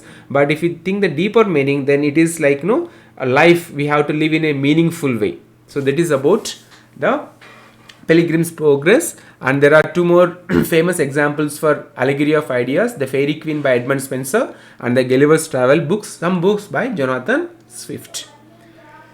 Any questions? Ask me. Sir, I have a doubt. Yes, ma'am. Actually, Pilgrim's Progress is written in the form of a novel, no? So how can it become example for morality play? Was it enacted? It's the later part. It is a modern form of the play. It's a modern form of the play. It was not it was not enacted. It was those plays which are mystery plays. Those were enacted.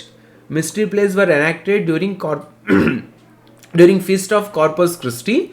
But these dramas, okay, morality play, Animal Farm, George Orwell, are this one. What is this one? John Bunyan's Pilgrim Progress were meant for reading. Those plays were not enacted. Morality plays were not enacted. Okay, sir. Fine.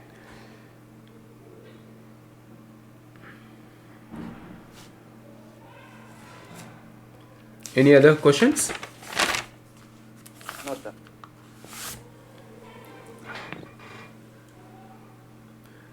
Okay, now it's 7:37. At least I'll introduce the history of English literature, the ages.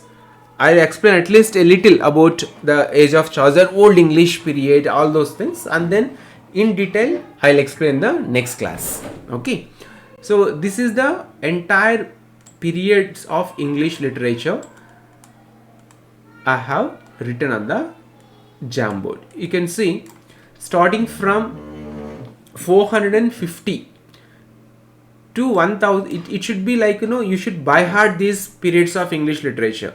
They will give you at least 1 or 2 questions in examination. Whichever exam you write, if it is a literature exam, English literature related, they will definitely give you 1 or 2 questions on periods of English literature. They will give you 4 periods of English literature. They may ask you to arrange it in a chronological way, or they may give you a combination of years and the ages, and one will be mismatched. You need to identify that. So you should have thorough knowledge in the sense, you should remember these periods of English literature. So English literature technically starts from 450 to 1066 AD. That is comes under Old English literature, which is not easy, or which is very difficult to understand what they have written. It doesn't look like English at all. So the Old English literature is from the period 450 to 1066. That is the Old English literature age or era.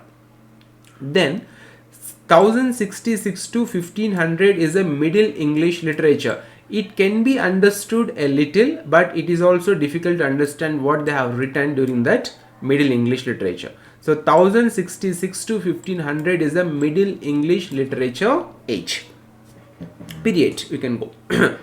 Then 1500 to 1660 is the Renaissance, Rebirth, or Early Modern. Again, this period is subdivided into so many ages.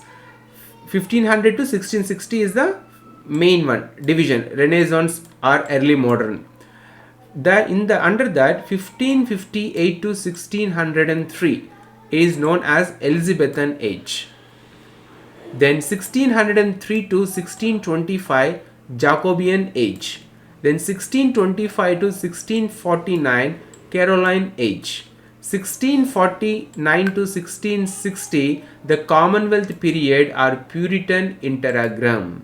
Now, who is this Elizabeth, Jacob, Caroline? Who are these people? They were the people who ruled the Britain or England or Anglo-Saxon land. So their ages, like we have our Indian also, Mughals conquered, British people conquered. Before them there were so many kings. So based upon that only these ages are divided. So the Renaissance or early modern is divided into 1, 2, 3, 4 ages. Then from 1660 to 17, there is some gaps also there. You can ask me the question afterwards. 1660 to 1798 is considered as the neoclassical period. Again, this neoclassical period is subdivided. 1660 to 1700 is a restoration period. 1700 to 1745 is the age of Pope or the Augustan age. 1745 to 1784 is the age of sensibility or age of Johnson. During age of Pope, everything was lost. The literature has come down, and then again Johnson has uplifted that kind of problem, and he has uplifted the literature. That's why it is called age of sensibility or age of Johnson. 1745 to 1784. Then 1798 to 1832 is the romantic period or age of Wordsworth, because he is the practitioner at best known poet for in romantic among romantic poets. So 1798 to 1832 is the romantic period or age of Wordsworth, and from 1832 to 1901 is the Victorian period. 1901 to 1914 the Edwardian period, and it is considered as the most confused period, because literature expresses the time, literature expresses the emotions of people of that particular time. So the true literature is a reflection of the society of that particular time. So Edwardian period is known as confused, because what happened, why the Edwardian period is called as known as confused period? Can anybody give me answer quickly? When is the First World War? First World War. When was the First World War? 1914. So that was the thing which confused people. Before that, the literature, primarily the literature concentrated about the great deeds of man, great actions of human mankind. All those things were portrayed in a very magnanimous way. But First World War has devastated all those ideas about human. Human was considered evil after the writers of the this kind of literary figures, when they understood about the human mind exactly or properly, they were devastated. They believed that human is essentially good, but after watching the First World War, after they witnessed the crime, the killing, the death of people, they have changed their perception of human nature. So that is why this period is called confused period. And then from 1914 the modern period starts, and from 1910 to 1936 is the Georgian period, period, and from 1945 it is called post-modernism. Modern period is there, and then post-modern period is there. These are the periods of English literature. You need to by heart these periods, and you should remember these periods whenever I ask you after completion of this class. Next class I will definitely ask you, whichever period I ask you, you should give me the year, starting and ending year. Or if I ask you the starting year and ending, if I give you the starting and ending year, you should be in a position to recognize what is that age of that particular period. So this is most important. You are going to get definitely 2 or 3 questions from this part of lesson. Go through the information once.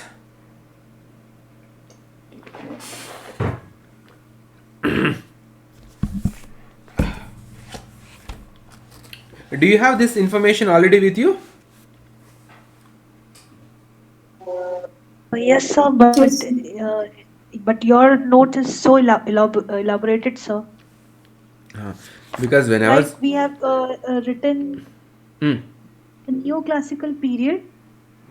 For us, it is written, sir, the age of Dryden. Or the restoration. Sorry, sir, the restoration is written as age of Dryden. Yes, that is also correct. Age of, where is the restoration period? Where I just lost? 1660 to 1700, sir. 1660 Restoration Age of Dryden. Yes. Because we should know the period of English literature with the person of that time, so that we can connect and we can understand, because the people only create literature. If we can understand the psyche of the people of those days, we can easily understand the literature produced by those people of those days, what kind of incidents contributed to made those people to write such kind of literature in those days. See, if it is age of Wordsworth, why it is called romantic period? Because that was the first time they came out of praising those aristocrats, kings and queens. They started writing about the poetry of a common people, their feelings, their personal ideas and their personal opinions. They started writing about themselves. So that is why it is called romantic period. Earlier I too understand, when I newly joined into PC English, I too thought that romantic period means there must be some kind of romance, like Bollywood movie, but that is completely different. And so also the return to now in my book it's written as the return to nature. At that time poets started praising the nature. Yes, Wordsworth is a nature's poet.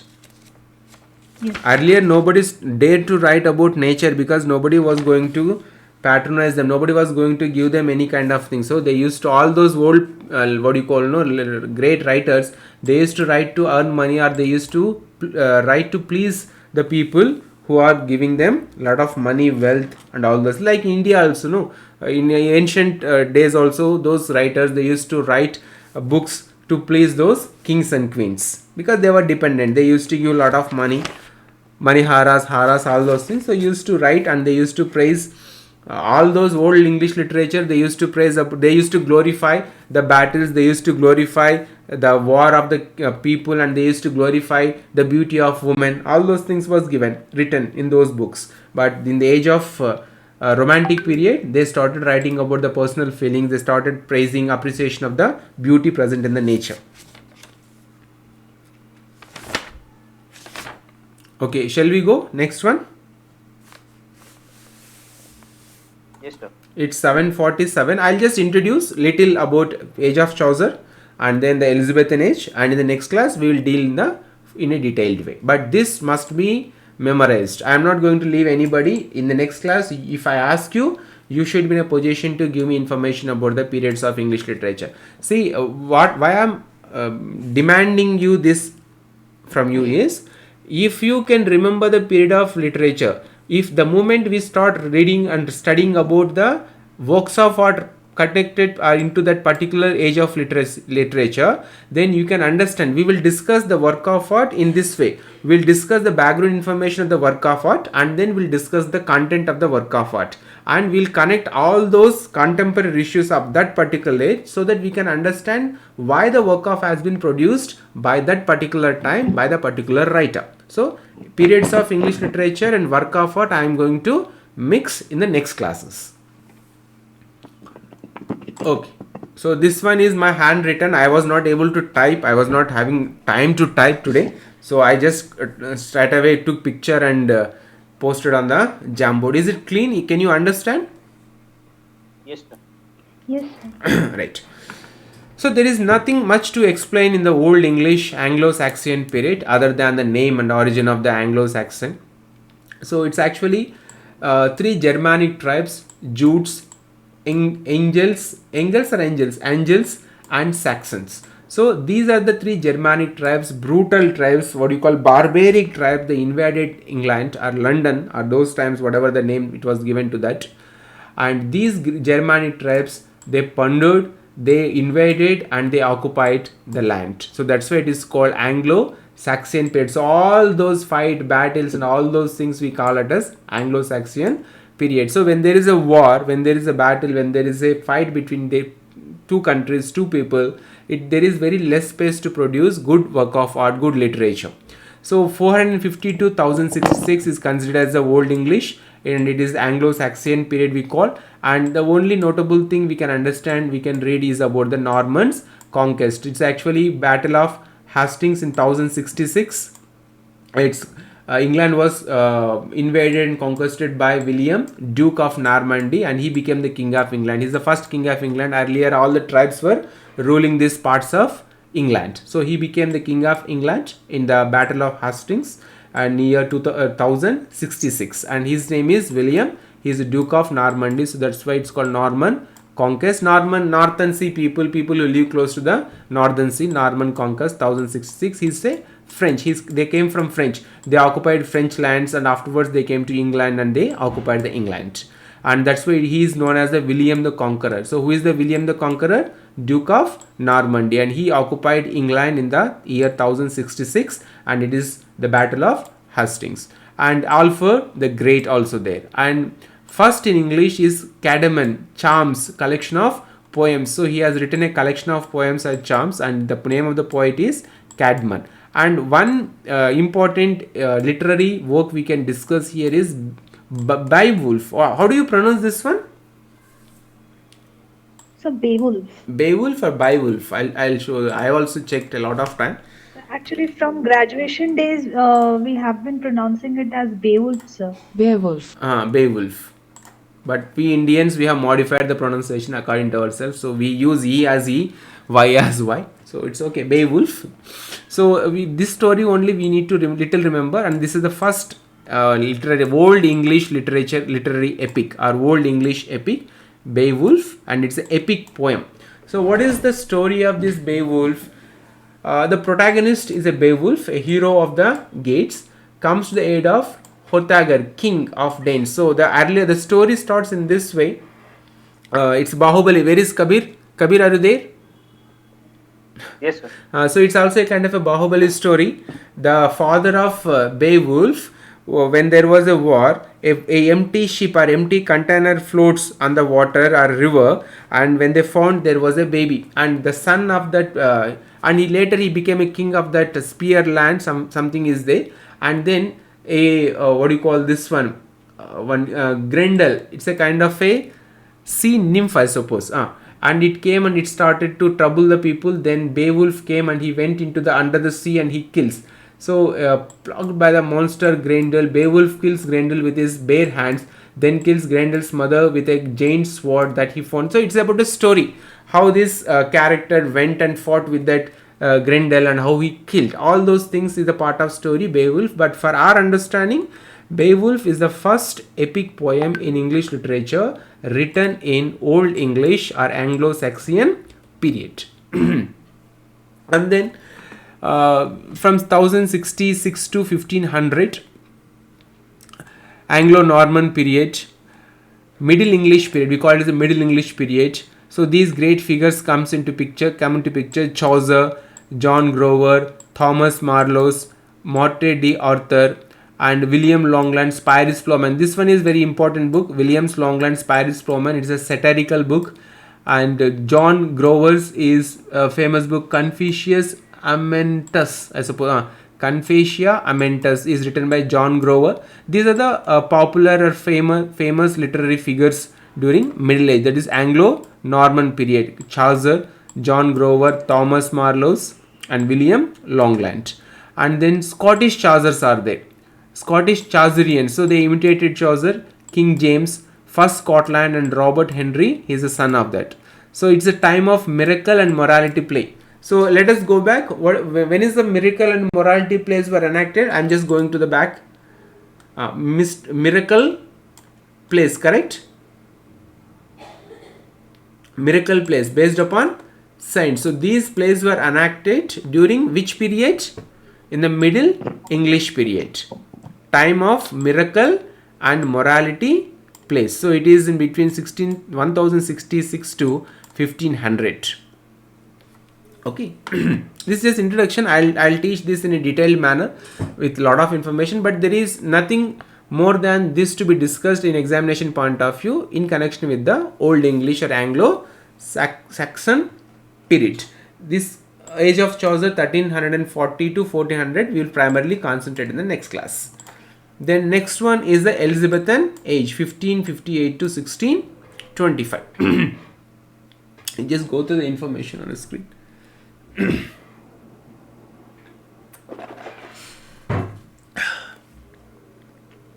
50.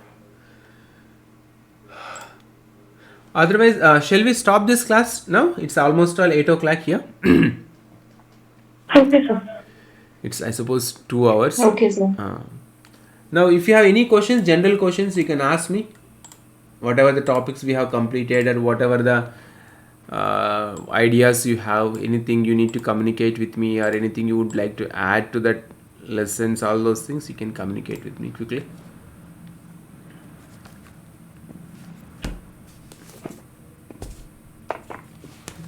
Anything from your side? No, sir. What about Neelam? Sir, I wanted to see a question paper. What type of questions is asked in the examination? It was all available in Google Classroom. If you click those question papers, you can access to those question papers. Fine, sir. Okay. Okay. I have few questions. Is tomorrow holiday for you, Diksha, Preeti, in West Bengal? Yes, sir. What about others? Is it a holiday for everybody? Yes, sir. Okay. And 16th obviously is Sunday. So what I am planning is, see, actually I am lagging behind in completion of the syllabus. Today actually we are supposed to complete the ages starting from the Chaucer and the Elizabethan. So if I feel okay and if I don't have any kind of a problem with my health, then either Saturday, Sunday, one day I'll take a class. Is there any problem, objection? No, sir. It's okay for me, sir. It's fine. Okay. Then I'll inform you today if once I check my health condition morning only. When we wake up, then we'll come to know. So if I feel good, then I'll give you information in the morning only, so that either on Saturday, because anyhow I'm not going to school and I'm not going to take classes in the school. I'm only now left free for taking classes, attending school for 14 days. So now my full attention will be preparation and for teaching your class and different activities I have. So I'll inform you later on. So if you are all okay with the timings, then either tomorrow or day after tomorrow one class we'll take and we'll complete the pending topics. Okay, so shall we call it a day? Okay, sir. Am I little dull today? Do you feel like am I explaining things in a little slow manner, or is it okay compared to the beginning classes? Okay, sir. Okay. Okay, sir. I felt like maybe it's psychological thing, might be, I don't know exactly, but I felt like I'm not having that much energy like I used to teach in the previous classes. Maybe it's psychological, maybe it might be psychological. Okay, fine. So it's almost all 8 o'clock. So shall we call it a day? Yes, sir. Okay. Good day, and all of you. Take care. Take care, all of you. Take care. Thank you, sir. Save yourself Thank you, sir. from Take this care. COVID, all those things. Good night. Good night, sir. Good night, all of you. Good night.